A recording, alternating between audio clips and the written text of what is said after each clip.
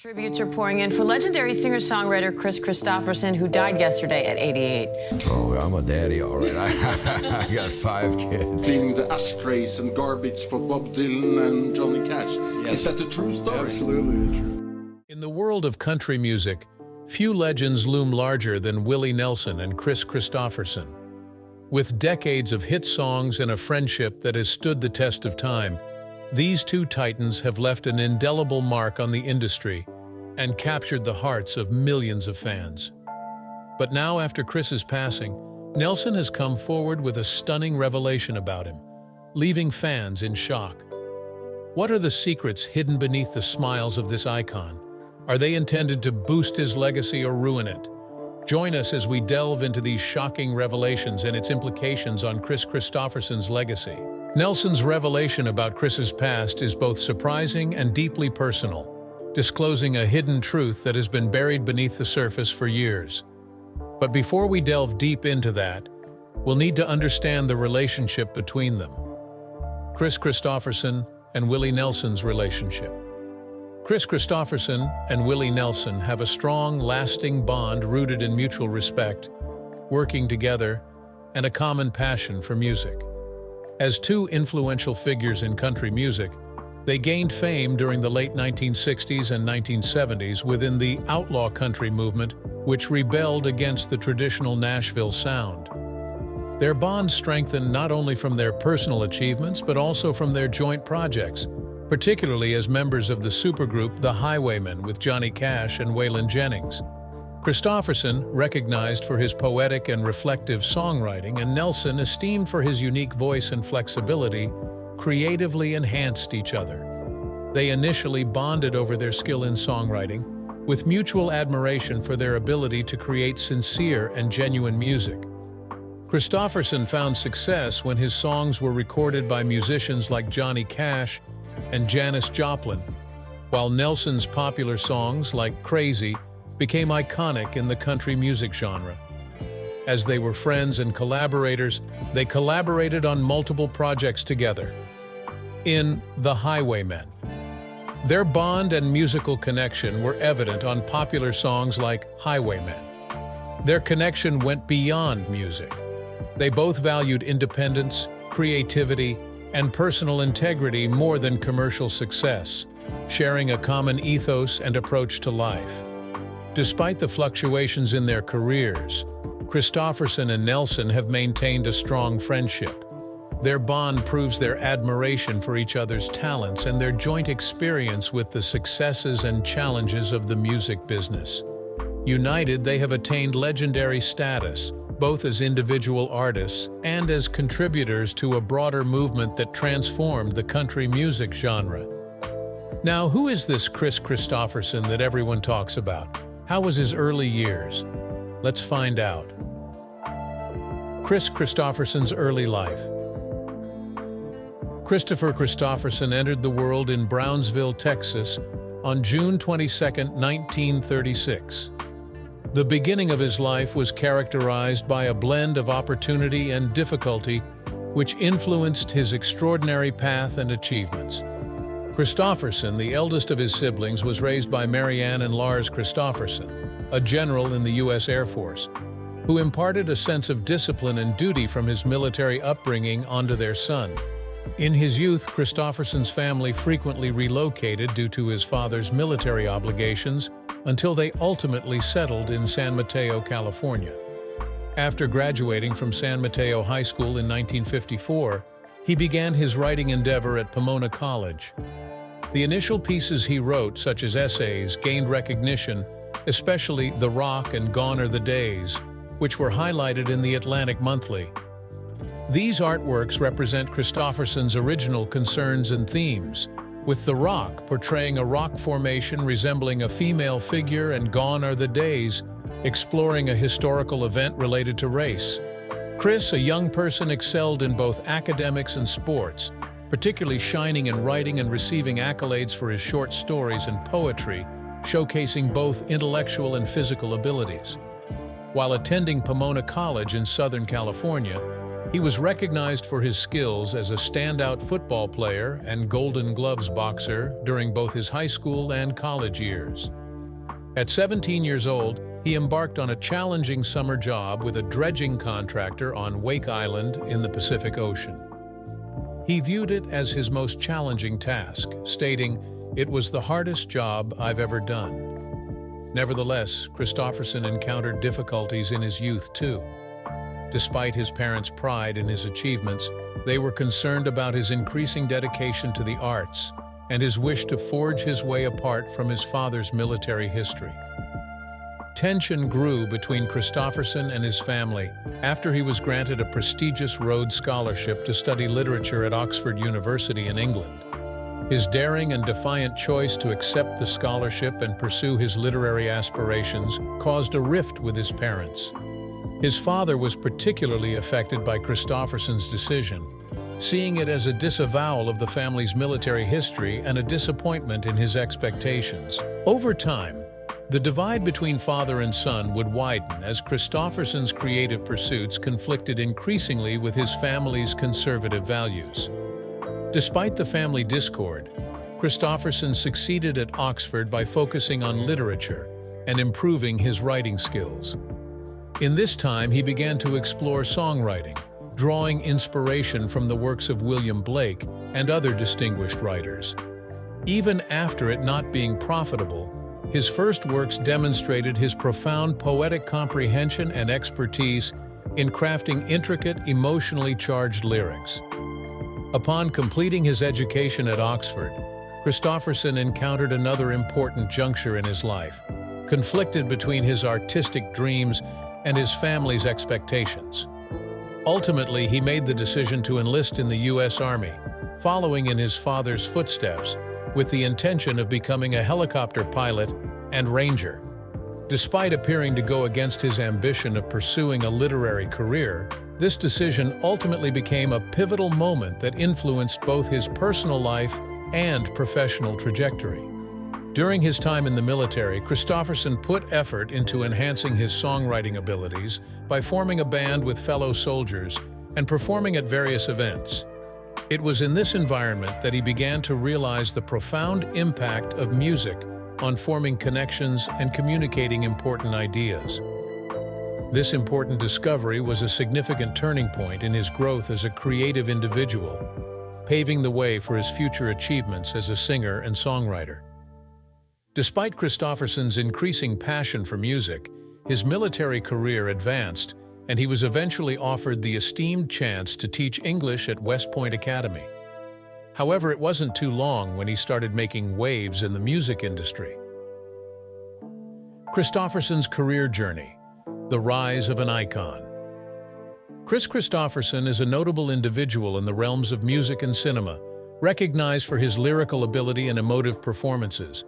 His profound and sincere words have had a significant influence on both the country and folk music genres, motivating numerous artists. Kristofferson's exceptional skill and dedication as a timeless symbol persist and are continued to be honored by various generations. In the early days of his career, Kristofferson was employed as a janitor at Columbia Records in Nashville, performing duties such as cleaning floors and bathrooms to earn an income. While not glamorous, this job allowed him to establish crucial connections in the music industry during this time. Through his perseverance and dedication, he formed connections with legendary individuals like Johnny Cash and June Carter, who later sang his compositions. Before achieving fame in the music business, Kristofferson's life ventured into a bold and thrilling path. He worked as a commercial helicopter pilot at Petroleum Helicopters International, PHI, in Lafayette, Louisiana for 3 years. When reflecting on this time of major transformation, he often discussed balancing the duties of being a helicopter pilot with working towards a musical career as a songwriter. He split his time between laboring on oil rigs in Louisiana and delving into Nashville's music scene, presenting his songs to industry experts. Kristofferson's experience as a pilot had a profound impact on his songwriting, serving as a major inspiration. During this time, he wrote his well-known songs "Help Me Make It Through the Night" and Me and Bobby McGee, with the former being composed on an oil platform and the latter inspired by the vibrant landscape of southern Louisiana. Kris Kristofferson passed on his music to Carter, who was linked to Johnny Cash, with the intention of it reaching Cash. Johnny Cash initially skipped over the song but eventually added it to a batch of unreleased tracks. Right after their discussion, Kristofferson impressively arrived by touching down his helicopter in Cash's yard, gaining the attention of the iconic musician. While it's commonly believed that Kristofferson arrived with a beer in hand and his songs in the other, he has clarified that this depiction was exaggerated. He admitted that his surprise arrival could be seen as invasive, as he thought Johnny was likely absent, yet he appreciated Cash's inventive spirit. In spite of the unusual circumstances, Cash was amazed by Kristofferson's skill and opted to release Sunday Morning Coming Down. This collaboration led to Kristofferson receiving the Songwriter of the Year award at the 1970 Country Music Association Awards, cementing his status in the music business. Dave Dudley was highly praised in 1966 for his performance of Kris Kristofferson's impactful song, Vietnam Blues. In the year following, Kristofferson signed with Epic Records and released the track Golden Idol, which failed to perform well in terms of sales. Nevertheless, his music remained in the spotlight as it was performed by various musicians in the years that followed. Kristofferson's music quickly became popular, with successful renditions by artists such as Roy Drusky, Billy Walker, Ray Stevens, Jerry Lee Lewis, Farron Young, and Roger Miller reaching the top of the charts. Kristofferson's performances received significant interest, especially following an endorsement from Johnny Cash at the Newport Folk Festival, which cemented his reputation as a skilled artist. He eventually signed a deal with Monument Records, where Fred Foster, who managed Kristofferson's songwriting endeavors, was the head. In 1970, Kristofferson released his debut album, which included a blend of new songs and ones that had been recorded before. Although it was not successful at first, the album was later re-released in 1971 under the title Me and Bobby McGee and received considerable praise in the end. Famous singers such as Ray Price, Gladys Knight and the Pips, Waylon Jennings, Bobby Bare, Johnny Cash and Sam Smith remained popular for their successful performances of his songs in the early 1970s as his compositions stayed highly sought after. Kristofferson gained recognition as a talented songwriter in 1970 when his songs For the Good Times and Sunday Morning Coming Down were praised by the Academy of Country Music and Country Music Association, solidifying his reputation. This man won Song of the Year awards from both the Academy of Country Music and the Country Music Association in the same year for different songs. In 1971, Janis Joplin recorded Me and Bobby McGee for her album Pearl, and it dominated the charts for several weeks. Various artists had success with covers of the song after its popularity surged. Famed country music icon Kenny Rogers recorded multiple Kristofferson songs like Me and Bobby McGee in 1969 with the first edition for the album Ruby Don't Take Your Love to Town, which achieved great commercial popularity. Kristofferson's status as a skilled songwriter was further strengthened by these albums, highlighting the enduring charm of his music. Kristofferson's song, The Silver-Tongued Devil and I, catapulted him to fame in 1971 via Love in Her Was Easier Than Anything I'll Ever Do Again, becoming an instant hit. He debuted in Cisco Pike was released the same year his third album Border Lord dropped, but sales were sluggish initially. Kristofferson hit the big time at the Grammys winning Country Song of the Year for Help Me Make It Through the Night. Slow sales plagued his album Jesus Was a Capricorn in 1972, but then Why Me became a surprise hit, boosting album sales over 1 million and earning a gold disc from RIAA on November 8, 1973. Kristofferson and Rita Coolidge delivered a captivating rendition of Help Me Make It Through the Night on BBC's The Old Grey Whistle Test in 1972 with palpable chemistry. That year, Al Green, a renowned soul vocalist, delivered a heartfelt rendition of For Good Times on his album I'm Still in Love with You. Kristofferson astounded fans with his emotional music. Then suddenly he transitioned into acting, and somehow he kept captivating audiences still. Kristofferson's acting career. Kristofferson's artistic intuition led him towards the West, where he discovered the film industry and started an unconventional acting journey. He turned his attention to acting, taking on a variety of roles in movies such as Cisco Pike with Gene Hackman, later starring in Bloom in Love under Paul Mazursky, and with Sam Peckinpah in Pat Garrett and Billy the Kid, leading to the creation of Bring Me the Head of Alfredo Garcia and Convoy from their partnerships. He was also featured in Semi-Tough alongside Burt Reynolds and worked on Alice Doesn't Live Here Anymore, directed by Martin Scorsese. Kristofferson appeared in Vigilante Force and The Sailor, Who Fell from Grace with the Sea before starring in A Star is Born with Barbra Streisand, winning a Golden Globe Award for Best Actor. At the peak of his movie career, Kristofferson rejected important roles in movies like William Friedkin's Sorcerer and the war romance Hanover Street.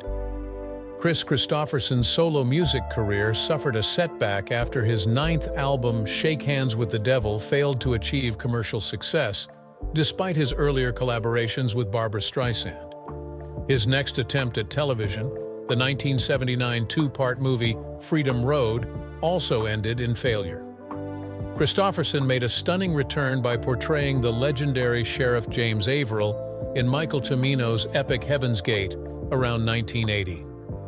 At first, the film was a commercial failure, but it eventually received high praise from critics.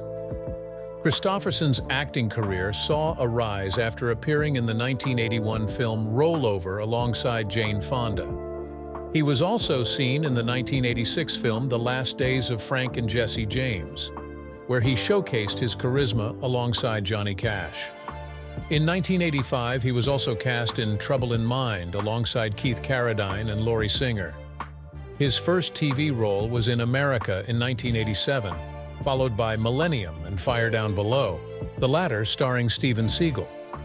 Kristofferson's portrayal as Sheriff Charlie Wade, a corrupt lawman in John Sayles' highly praised 1996 movie Lone Star, was exceptional and resulted in the film receiving an Academy Award nomination for Best Screenplay. In 1998, Kristofferson teamed up with Wesley Snipes in Blade as Abraham Whistler, a knowledgeable mentor, and later displayed his dancing skills in Dance With Me with Vanessa Williams and Cheyenne. In 1999, Mel Gibson collaborated with him in the gritty vengeance film Payback. He entered the science fiction genre with a leading part in Tim Burton's Planet of the Apes with Sudden Excitement in 2001. He returned to play the character Abraham Whistler in Blade Trinity, having previously portrayed him in Blade 2 in 2002. He appeared alongside Genevieve Bujold in the 2006 movie Disappearances. He starred in Dolphin Tale in 2011, and later appeared with Dolly Parton in the 2012 musical drama Joyful Noise. In 2013, he showcased his acting abilities by appearing in The Motel Life and Angels Sing with Willie Nelson and Lyle Lovett. While navigating the highs and lows of fame, Kristofferson faced a turbulent romantic life marked by intense connections and challenging separations, but he remained driven in his pursuit of love. Tumultuous journey of love. Kris Kristofferson had a confusing romantic life filled with captivating women of his time, resulting in both passion and heartbreak. In 1960, immediately after graduating from Oxford University, Kristofferson married Frances Beer, his high school love. During a 1974 interview with Rolling Stone, Kristofferson reflected on the relationship, stating, "We thought we could solve each other's problems. We tied the knot, she got pregnant, my finished book got turned down, and I had to support us financially on my own." As Kristofferson's family grew, his sense of responsibility grew as well. Their daughter Tracy was born in 1962, followed by the arrival of their son Chris Jr. 6 years later. To provide for his family, Kristofferson courageously decided to join the Army in 1965 and landed a teaching position at West Point. Before beginning his work, he took an important trip to Nashville to visit a friend. The vibrant music scene in the city sparked his enthusiasm for his enduring goal of becoming an accomplished songwriter, a dream that had yet to be realized. Little did Kristofferson know that this visit would mark the beginning of an amazing adventure about to unfold. With newfound resolve, Kristofferson relocated his family to Nashville and took on a janitorial job at Columbia Records to provide for them economically. This brave choice, driven by his passion for music, involved making significant sacrifices like accepting a substantial salary cut. Beer naturally felt worried about their finances, particularly following the birth of their son, Kris Jr., who had health issues resulting in $10,000 in medical bills. The couple's relationship grew more tense, leading to their breakup in 1969. In the late 1960s, as Kristofferson was making a name for himself as a songwriter in Nashville, he briefly dated the legendary singer-songwriter Janis Joplin. Their passionate yet short-lived romance ended with Joplin's tragic death in October 1970 at the age of 27. Kristofferson and Joplin were acquainted through their mutual friend, Bobby Neuwirth, in the spring of 1970. Neuwirth suggested they go to California together, and Kristofferson ultimately opted to remain with Joplin at her home in Larkspur for a couple of weeks. A romantic relationship began during this period. Kristofferson suggested to Joplin that she should record "Me and Bobby McGee," a song that she loved. Joplin recorded the song just before her death for her album Pearl. Kristofferson was unaware that Joplin had recorded the song until the producer played it for him the day after her death. Kristofferson found it very difficult to handle listening to her emotional performance, which led to him breaking down. He has gone on to admire Joplin's skills and enthusiasm, declaring his admiration for the enthusiasm, emotion, and spirit she poured into everything she did. He described her as a powerful natural force and recognized her contribution to the song's success. Joplin's only single to top the charts was "Me and Bobby McGee," which came out posthumously. As Kristofferson continued to achieve success in the early 1970s, he met and fell in love with singer Rita Coolidge. Their connection was harmonious and coordinated, whether they were on stage or not. Coolidge declared in 2016 that she thought it was love at first sight upon meeting them. During their flight to Memphis, they conversed non-stop. In 1973, they tied the knot and welcomed their daughter, Casey, in the following year. The album Full Moon was well received and resulted in multiple Grammy nominations. In 1979, Kristofferson embarked on a musical journey to Havana, Cuba, where he took part in the famous Havana Jam Festival with other leading artists. Kristofferson performed with Coolidge, Stephen Stills, and several Cuban and American artists at Havana Jam, 79 inches from March 2nd to 4, creating a lasting impression. In the same year, Kristofferson and Coolidge later showcased their unique blend of country and rock on The Muppet Show on November 18th. In a captivating and memorable performance, Kristofferson performed "Help Me Make It Through the Night" with Miss Piggy, while Coolidge sang "We're All Alone," accompanied by a collection of forest creatures.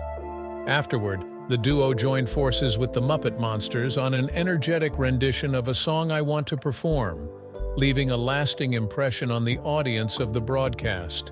Despite their successful careers, the couple's marriage became increasingly turbulent because of issues with substances and clashes over their artwork. In 1980, they decided to end their marriage after being together for 7 years. Despite their breakup, Coolidge still holds Kristofferson dear in her heart. Paying a heartfelt tribute to People magazine, she stated that their bond is unbreakable, rooted in a unique humor and comprehension beyond conventional understanding. Coolidge stated that their connection is beyond understanding. In her book Delta Lady, Coolidge touched on the difficulties in their marriage, clarifying in an Irish Times interview that demonizing Kristofferson was never her intention. Instead, she tried to share her experiences without holding any negative feelings or resentment. Kristofferson promptly moved forward. In 1983, he got married to attorney Lisa Myers, a relationship that has been the most stable and enduring in his life. Altogether, they have a total of 5 children: Jesse, Jody, Johnny, Kelly, and Blake, all of whom were born between 1984 and 1994. The family splits their time between homes in Malibu, California, and Maui, Hawaii. Myers is known for assisting Kristofferson in transforming his life and career after struggling with depression and alcoholism for years. She has continuously stood by his side, collaborating on songs and joining him on his tours. Kristofferson's longest and most successful marriage has endured for nearly 40 years. However, Kristofferson was presented with a more difficult obstacle. He needed to fight against a mysterious illness to survive. Illness and death. Over the course of his extensive and celebrated career, Kris Kristofferson, the renowned musician and actor, has encountered numerous significant health challenges. As he grew older, his health issues became increasingly apparent, with several incorrect diagnoses and a prolonged struggle to identify the source of his disabling symptoms. Beginning in the late 2000s, Kristofferson experienced memory loss and cognitive difficulties. Worried about these alterations, his medical team determined he had Alzheimer's disease in 2013.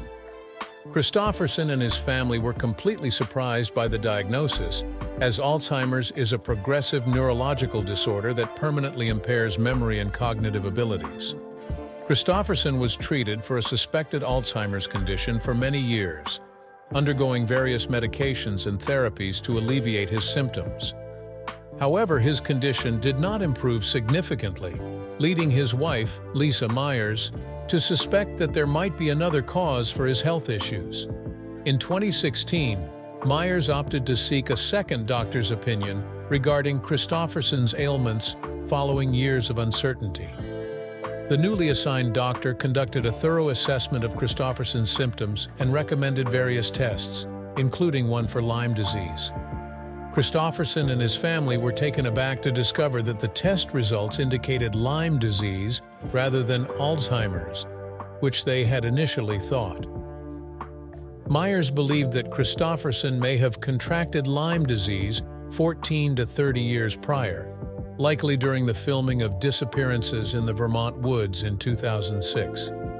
In an interview with Lyme Times, Myers mentioned that in retrospect, the diagnosis of fibromyalgia should have led to testing for Lyme disease.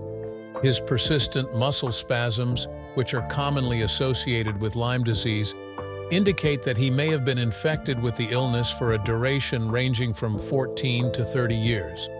Following his diagnosis, he underwent various treatments like hyperbaric oxygen therapy, HBO, and transcranial magnetic stimulation, TMS, targeting the frontal lobe of his brain. Furthermore, he received muscle injections of antibiotics in addition to taking doxycycline.